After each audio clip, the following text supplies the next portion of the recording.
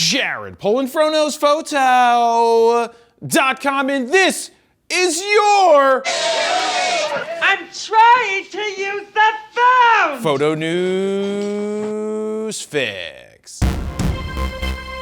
This fix is brought to you by Squarespace, and as you know, I've been using Squarespace for JaredPolin.com for well over 10 years. Now, the reason I've been using Squarespace for my own portfolio for that long is it's just so damn simple to use. It's simply drag, drop, and go, no coding needed. In fact, I put up a new gallery in 5 minutes of my Phillies photos from last year's playoff run, and it looks fantastic. It doesn't get much simpler than that. I know you can have your very own photo website up in a matter of minutes. For real, give it a try. To get your 14-day free trial, head on over to squarespace.com/FroKnowsPhoto. If you decide that it's for you, use your code FroKnowsPhoto at checkout to get 10% off your first order. First up, it looks like Canon has filed yet another patent, or as we say in Philly, patent. This time it's for a tilting viewfinder for EOS R style of cameras. As you can see from the drawings, it looks like the viewfinder can not only telescope, but tilt up. Now, I'm not sure how useful this is for still shooters, being that the screen can flip out.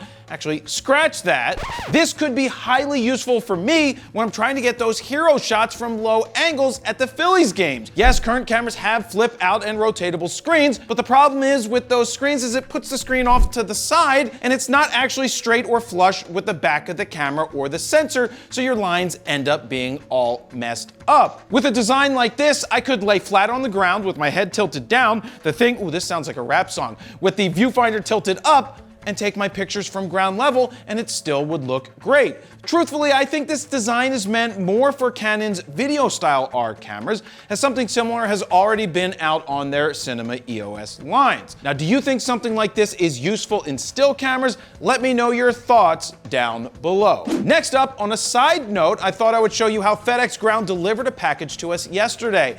Yep, nailed it. Now, I should also mention they didn't knock or ring the bell, and the package sat outside for an hour before a neighbor let me know that it was there. Now, I bring this up just in case you ever need to ship your cameras or electronics anywhere. Either use FedEx Express or UPS, but not FedEx Ground. Then again, a lot does come down to the driver that is on your route. But in my experience, we've had the most issues with FedEx Ground and do not recommend using them ever. Now, shout out to our UPS drivers for doing a great job. You guys know who you are. Next up, is there more bad news for the Nikon Z8? No. First was a recall over... Fine. Phone call. Wonder who that could be. Service advisory. Oh, it's Nikon PR. Yes, Greta? One's a recall and one's a service advisory. Okay, whatever. Bye. How dare...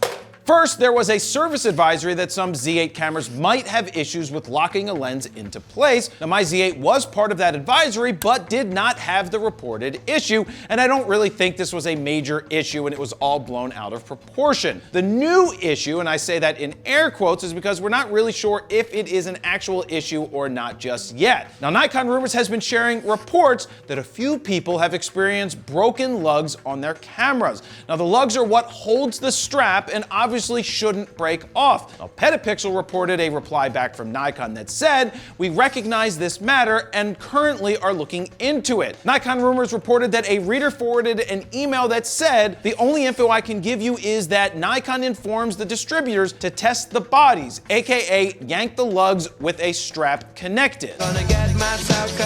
I personally took that advice to heart and gave my Z8 lugs a good yank this morning and didn't have the reported issue. I'm tugging, I'm pulling. The cow's name is Norman. Now, I personally think this might be an isolated incident and something else that's being blown way out of proportion. I'm sure Nikon is looking into this and taking it seriously, and when they give us an answer, if this is true or not, we will be sure to let you know. And finally, is Nikon about to drop a full-frame sequel to the ZFC?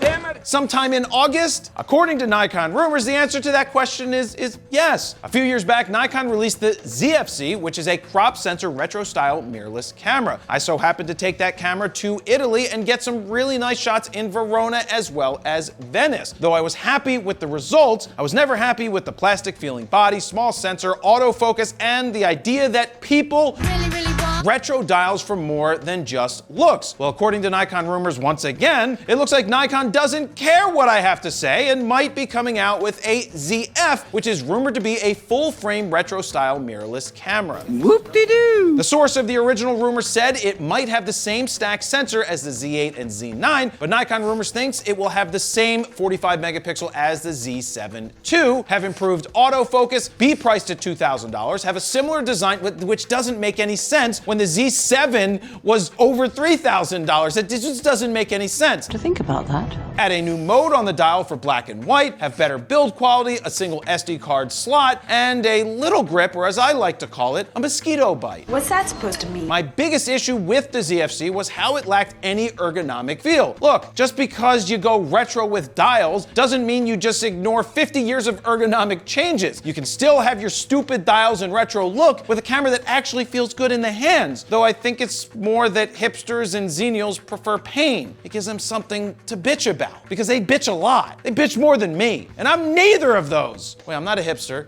I'm not a xenial. Anyway, I don't know if these rumors are true, but it's not hard to imagine Nikon sitting at their board meetings going, do you know what we should release next? A full-frame ZFC! We have all this Z8/Z9 momentum! Oh, I like money. Let's do something stupid like this! Thoughts? Prayers? Let me know what you think down below. And there you have it, Jared, Polin, FroKnowsPhoto.com. See ya! Oh, by the way, this might be the last fix on this set. We're heading to a new studio shortly.